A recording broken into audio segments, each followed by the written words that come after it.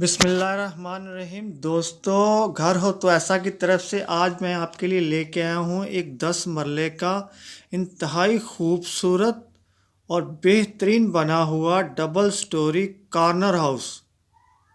दोस्तों, ये इस बेहतरीन और ख़ूबसूरत 10 मरले मकान का फ्रंट आपके सामने है। बहुत ही प्यारा और बहुत ही खूबसूरत बना हुआ, और देखें इसका गेट भी इंतहाई खूबसूरत बना हुआ है।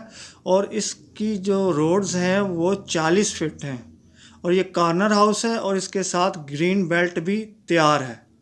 जो दोस्त मेरे चैनल पर नए आए हैं वो मेरी वीडियो को लाइक कर लें और चैनल को सब्सक्राइब कर लें। शुक्रिया।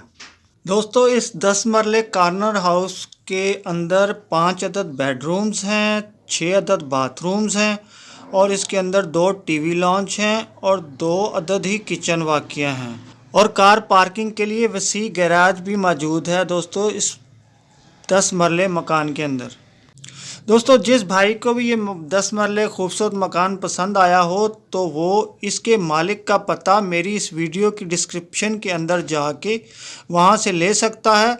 वहाँ पे आपको डिस्क्रिप्शन के अंदर मालिक का लिंक मिल जाएगा, वहाँ से आप उस पे जाके तो मालिक के साथ रब्ता कर सकते हैं।